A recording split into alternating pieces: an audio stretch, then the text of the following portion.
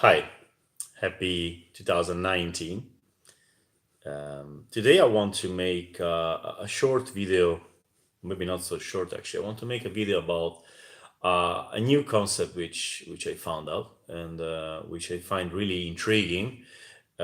It's something well, you kind of risk to lose your credibility when you talk about these things, but I find it very powerful in terms of explaining uh, the space we're in, explaining the blockchain, the open blockchain space. So I'm basically going to talk about some new potential ways to organize accommodations, and I'm not saying this is going to happen ever, or could happen in 10 years or never happen. But again, it is a really powerful way to explain what the blockchain is. In a way, it's like when the internet was born and we could imagine on malls online, we could imagine shops online, we could imagine all these things which existed already in the real world but online. But what we could not imagine were things like for instance social networks or other things like where a technology is really disrupting like the internet was or like the blockchain promises to be it's really hard to imagine what's going to happen. And this thing I'm going to talk about, it's one of these hard to imagine things, but somebody imagined it. First of all, it's not my idea. I first heard it from the usual suspect, Andreas Antonopoulos, when he was talking about self-driving cars, self-owning cars. So I'm going to start with the self-owning cars. Again, it's a proof of concept. It doesn't exist and it may never exist, but just the fact that we could get there one day helps us understand what the open blockchain is, right? So the idea is like this. Now we're going to have, or we have already, self driving cars. You can imagine an Uber. It doesn't have to be, of course, Uber, the company, but let's say an Uber which drives around itself, right? This is already science fiction, but it's on our streets already. So we have a self-driving car which is owned by somebody, right? And then this car is able to pay, to go to the petrol station, or to, if it's an electric car, more probably, to go to a charging station and pay itself, right? With cryptocurrencies. So there's a smart contract. The car gets to the station, charges the battery, and pays with a cryptocurrency. Then a customer comes and the customer pays with a cryptocurrency, and so the balance goes up.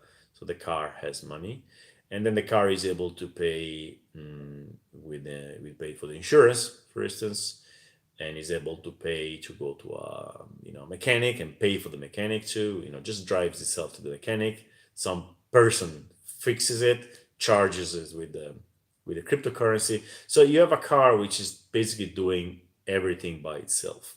That's already incredible. So, and somebody owns this car, but then you can imagine that the person who owns the car just dies and nobody knows about it doesn't the car doesn't go to anybody else. It's not owned by anybody else. So you effectively have a car which is driving around and it's owning itself, right? And it's paying for all the costs and it is making money too, right? This seems very far fetched, but it's actually happening already with like companies. There are some companies where they are so big that nobody knows actually who owns them, and there are some shareholders who die, and the company simply keeps going. Or Antonopoulos was talking about this Japanese guy who died, and they found it 17 years later, but in these 17 years the apartment was still paying the bills. Of course it wasn't anything related to crypto, but it was like the bank was maybe full of money and all the payments were direct debit. So this is kind of the idea. And then he was also talking about self-owned Airbnbs. So think about it like this way: you got this apartment which is able to pay for all the bills through cryptocurrency. So it's got a smart contract, or well, actually, you don't even need crypto in this case. It's direct debit, to pay all the bills. But let's go to the crypto, and so the apartment is able to pay itself. The apartment is able to connect to a booking system, to a platform. In this case, would be something like Trips, right, where somebody books it, the apartment accepts the booking. There is self check-in, so on the booking, when the booking is executed, you get a PIN code, and you as a guest would just go to the apartment and get in. And then when the guest leaves, the apartment calls for a cleaning company. The company comes, cleans, and gets paid again automatically by the apartment. So uh, there may be an owner behind all this, which does not interact at all, because the apartment is basically able to manage all these aspects. Now, something gets broken. Maybe the guest or the cleaning company reports the problem on a form, or on a an online form, and again automatically the apartment is able to call somebody to fix it, and so on, right? So all this becomes possible, fully possible, when you remove credit cards from the equation, because credit cards and money in general today requires personhood. So you need a person behind money. Okay, not always, because again corporations are not persons, and they're managing money. But again, the corporations are owned by money, right? So what crypto introduces here is the possibility to not connecting anymore money to personhood. You could connect money to a house, or as you can connect money. So sorry, it's not actually connect. It's like the house can own money. There is no requirement in Bitcoin, for instance, that the owner of the Bitcoin is a person. It's anonymous. It means as long as the address and something, not somebody, something has private keys, they can move the Bitcoin, right? Or they can move the Ethereum, or they can move any crypto. So we have removed personhood from ownership of money, and that opens a lot of scenarios, like for instance self-owning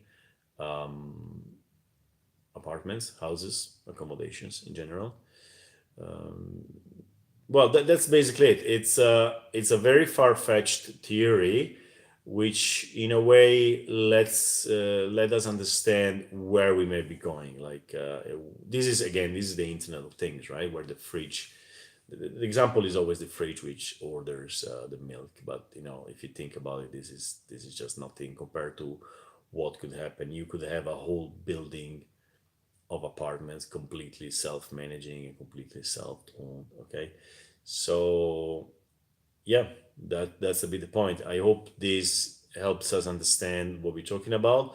We are not simply talking about in trips. So let's go back to trips.